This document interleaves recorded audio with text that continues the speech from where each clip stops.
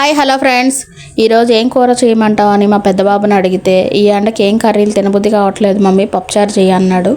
ఇంకా అందుకని పప్పుచారు చేసేద్దాం వచ్చేయండి, మీకు కూడా చూపిస్తాను నేను ఎలా చేస్తానో.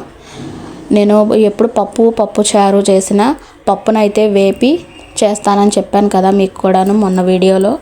అలాగే పప్పు వేపేసేసి కడిగి కుక్కర్లో అయితే పెట్టాను, అది విజిల్స్ కూడా వచ్చేసేసింది, అయిపోయింది. నేను ఈ పక్కన వెజిటేబుల్స్ అన్నీ కట్ చేసి ఒక గిన్నెలో పెట్టేసేసాను.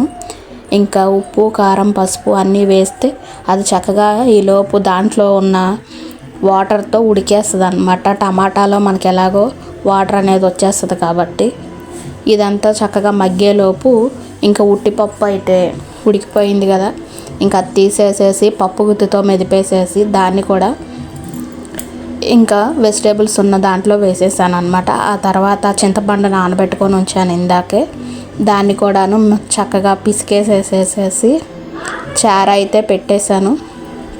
పులుసు పిసికేసేసేసి ఆ పప్పు అంతా ఎక్కువగా అంటుకుపోయే ఉంటుంది కదా, అందుకని నేను ఆ కుక్కర్లోనే ఉడకట్టేసేస్తాను అనమాట. ఎప్పుడు కుక్కర్లో ఉడకట్టేసేసేసి దాన్నే చక్కగా పోసేస్తాను. కొద్దిగా పప్పు అంటుకున్నది కూడాను చారులోకి వెళ్ళిపోద్ది. మొత్తం అయితే వెజిటేబుల్స్ అన్నీ వేసేసి బాగా ఉడికించాను. ఎక్కువగా ములక్కాయలు తింటారు మా ఇంట్లో, అందుకని ములక్కాయలు ఎక్కువ వేసాను అనమాట. ఇంకా అలాగే రైస్ అయిపోయింది. సాంబార్ పొడి వేసి కొంచెం కొత్తిమీర కూడా వేసేసేసాను. ఇంకా తిరుమాత పెట్టేశాను. సాంబార్ అయితే రెడీ అయిపోయింది. టేస్ట్ చేద్దాం వచ్చేసేయండి. ఇలా సింపుల్గా చేసేస్తాను అనమాట నేను, ఎక్కువ హడావుడి లేకుండా. మీరు మీ ఇంట్లో ఎలా చేస్తారో కామెంట్ చేయండి, అలాగే ఒక లైక్ చేయండి. Bye friends.